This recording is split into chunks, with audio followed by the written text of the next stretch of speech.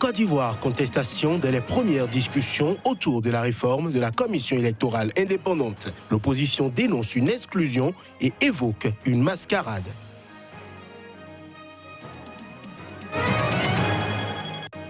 En Égypte, les forces armées ont annoncé ce mardi la mort de 59 djihadistes présumés dans de récentes opérations, ce près d'un an après le début d'une vaste campagne contre le groupe État islamique.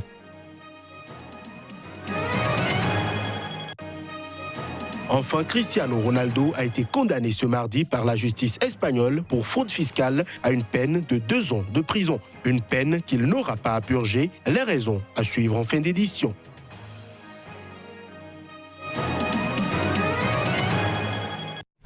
À chacun et à tous, bonsoir et merci de prendre le rendez-vous de l'information sur SICA.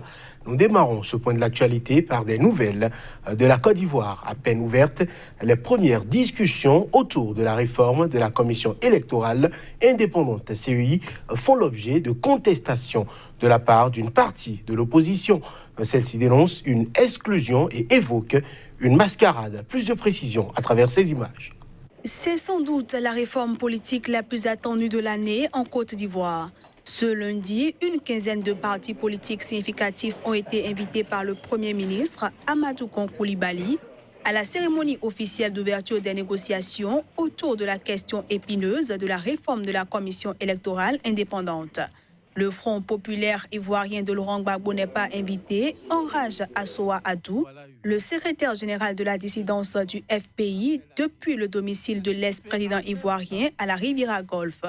Le successeur de fait d'Abdoudramane Sangaré, décédé début novembre 2018, déclare que son parti ne se sent donc pas concerné par cette mascarade qui va éluder les vrais problèmes de la Côte d'Ivoire. Si Assoa Adou clame que la dissidence du FPI n'a pas été invitée, Liberté et démocratie pour la République, leader de Mamadou Koulibaly, ex-président de l'Assemblée nationale, soutient pour sa part avoir été convié dans un premier temps avant de se voir refuser l'entrée de la primature où ont été ouverts les travaux. D'autres leaders politiques, à l'instar de Brahima Soro, le président de l'Union pour la Côte d'Ivoire, n'ont pas été conviés à la rencontre.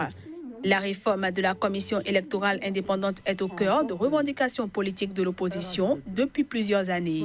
Tous les acteurs sont unanimes sur la nécessité d'une recomposition du bureau central dominé par les représentants du pouvoir, mais la réforme en profondeur ne fait, elle, pas l'unanimité.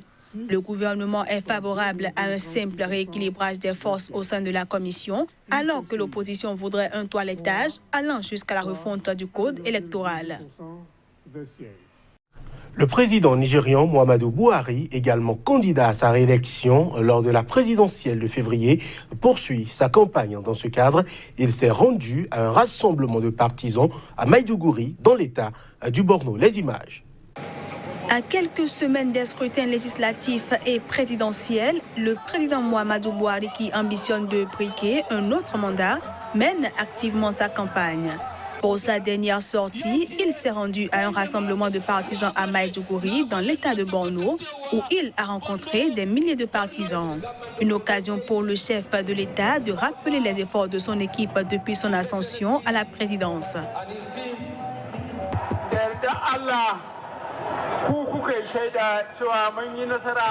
Par la volonté de Dieu, vous avez été les témoins des réalisations que nous avons accomplies jusqu'à présent, comme le retour à la normalité, mais il reste encore beaucoup à faire et nous continuerons d'investir des efforts à cet égard. En matière de lutte contre la corruption, nous faisons de notre mieux et les coupables seront arrêtés et remis à la police pour un complément d'enquête judiciaire et pour être punis.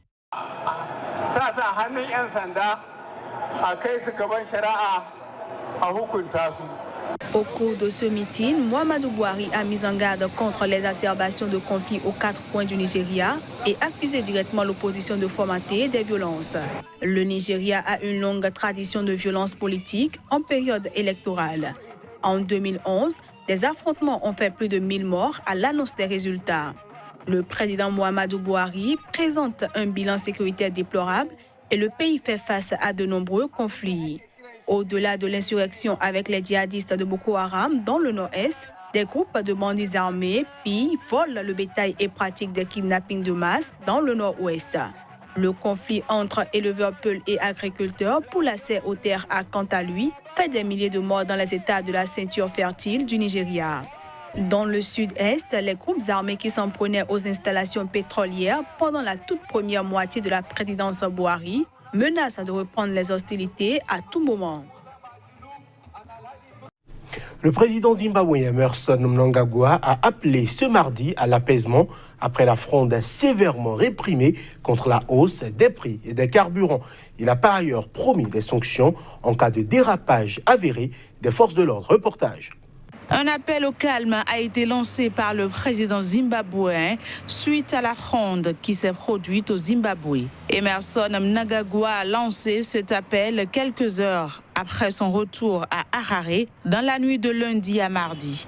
Il a également invité les chefs des partis politiques et les responsables religieux et de la société civile à engager un dialogue national avec son gouvernement. Concernant la répression des manifestants, le chef de l'État zimbabwéen a promis des sanctions en cas de dérapage avéré des forces de l'ordre. Le Zimbabwe, rappelons-le, a été secoué la semaine dernière par de violentes manifestations contre la hausse spectaculaire des prix des carburants ordonnée par le gouvernement dans un pays étranglé par 2 décennies de crise économique. Les principales villes du pays, dont la capitale Harare et Bulawayo, un fief de l'opposition au régime, ont été le théâtre de pillages et de destruction.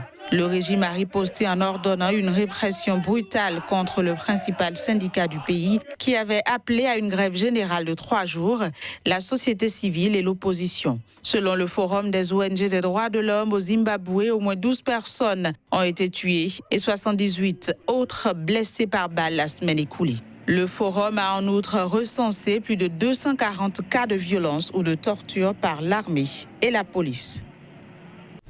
Je l'annonçais en titre, les forces armées égyptiennes ont annoncé ce mardi la mort de 59 djihadistes présumés et de 7 militaires dans de récentes opérations. Une annonce qui intervient près d'un an après le début d'une vaste campagne contre le groupe État islamique. Les précisions. La mise en œuvre d'opérations a conduit à l'élimination de 44 extrémistes, ont annoncé les forces armées dans une vidéo retransmise à la télévision. 15 autres extrémistes ont été tués lors d'un raid préventif de la police, selon l'armée qui n'a pas donné de précision sur les lieux de ces opérations. Un officier et 6 soldats sont morts en matière durant les affrontements et le nettoyage des foyers terroristes ont également indiqué les forces armées. Les autorités égyptiennes ont lancé en février 2018 une vaste campagne baptisée Sinaï 2018 pour déloger l'État islamique de cette péninsule située à l'est et du reste du pays, notamment de la frontière avec la Libye. Au total, plus de 550 djihadistes présumés et une quarantaine de militaires ont été tués depuis le lancement de Sinaï 2018, selon les chiffres officiels. Cette opération était prévue pour durer 3 mois, selon les instructions du président Abdel Fattah al-Sisi à ses forces de sécurité. Lors d'une interview récemment diffusée par la chaîne de télévision américaine CBS, le président égyptien avait été interrogé sur l'incapacité de l'Égypte à venir à bout de l'insurrection djihadiste au Sinaï. Il avait répliqué en affirmant que les États-Unis n'avaient toujours pas réussi à défaire les talibans en Afghanistan après presque 18 ans de conflit. Alors qu'elle arrive à peine à Davos, l'élite économique mondiale a été cueillie à froid lundi par un avertissement du Fonds monétaire international sur la croissance et sur le mécontentement populaire qu'alimentent des inégalités toujours plus criantes. De quoi faire encore baisser la température dans la station de ski UP des Alpes suisses où vont converger jusqu'à vendredi les quelques 3000 participants au Forum économique mondial. Images et sons. Grands patrons, chefs de gouvernement, ministres, mais aussi activistes doivent participer à des débats sur les thèmes les plus variés, allant des déchets plastiques à la géopolitique en passant par l'intelligence artificielle. Ils sont accueillis cette année par une grande campagne d'affichage des organisateurs, les incitant à délaisser Jette et Berlin.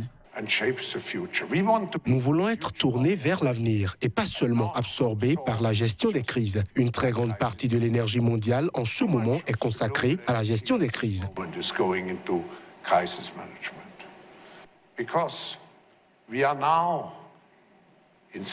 Nous sommes maintenant, d'une certaine façon, dans une bataille entre les robots et l'humanité. Nous ne voulons pas devenir les esclaves des nouvelles technologies. Alors, la mondialisation doit viser à être centrée sur l'homme. Globalization has to aim at being human-centered. Let's not forget, multilateralism has helped to lift hundreds of millions. N'oublions pas que le multilatéralisme a aidé des centaines de millions de personnes à sortir de la pauvreté, mais aujourd'hui, nous ne pouvons plus nous permettre d'abandonner des gens à l'ère des médias sociaux et si nous prenons conscience de la justice sociale. Consciousness of social justice. Un des chouchous de Davos l'année dernière, le président français Emmanuel Macron a justifié son absence cette année par un agenda surchargé, sans doute retenu par la crise des Gilets jaunes. Le forum se déroule également en l'absence du président américain Donald Trump qui a renoncé en raison de la fermeture partielle des administrations fédérales depuis plus d'un mois, un record historique sur fond de crise politique autour de sa politique d'immigration. Theresa May y a aussi renoncé pour cause du Brexit, de quoi céder le devant de la scène au nouveau président brésilien Jair Bolsonaro, arrivé lundi en fin d'après-midi, mais aussi au chef du gouvernement italien Giuseppe Conte. Retour à Madrid pour Cristiano Ronaldo, mais à la case tribunal. La star planétaire du football a été condamnée ce mardi par la justice espagnole pour fraude fiscale à une peine de 2 ans de prison, une peine qu'il n'aura pas à purger, mais il devra s'acquitter d'une lourde sanction financière. Les précisions. Alors qu'il avait demandé pour des raisons de sécurité à pouvoir entrer dans le bâtiment en voiture, ce traitement de faveur lui a été refusé par le président du tribunal. Lunettes de soleil sur le nez et tout sourire, habillé de noir, CR7 est arrivé main dans la main avec sa compagne Georgina Rodriguez vers 9h40 au tribunal, situé dans le nord de la capitale espagnole, avant d'en repartir vers 10h25. Les 2 ans de prison ont été commués en amende de 365 000 € parce qu'en Espagne, les peines allant jusqu'à 2 ans ne sont généralement pas appliquées aux personnes sans antécédents judiciaires. Le juge du tribunal madrilène en charge de l'affaire a en outre imposé une sanction financière d'environ 3,2 millions d'euros à l'attaquant portugais, transféré l'été dernier du Real Madrid à la Juventus Turin, selon la décision publiée par le tribunal. Un porte-parole du tribunal n'était en revanche pas en mesure de dire dans l'immédiat si l'amende prononcée par le juge s'ajoutait aux 18,8 millions que Ronaldo était convenu de payer au fisc au terme d'un accord passé en juin dernier. Le parquet de Madrid avait lancé en juin 2017 ses poursuites contre Ronaldo, qui avait été auditionné 1 mois plus tard. Il avait alors assuré dans un communiqué n'avoir jamais rien caché ni avoir eu l'intention de pratiquer l'évasion fiscale. L'accord entre le fisc espagnol et le portugais a permis à ce dernier d'échapper à un procès coûteux en termes d'image et à l'issue duquel il risquait une peine plus lourde. Et voilà qui met terme à cette édition que nous vous remercions d'avoir suivi. Agréable nuit à chacun et à tous.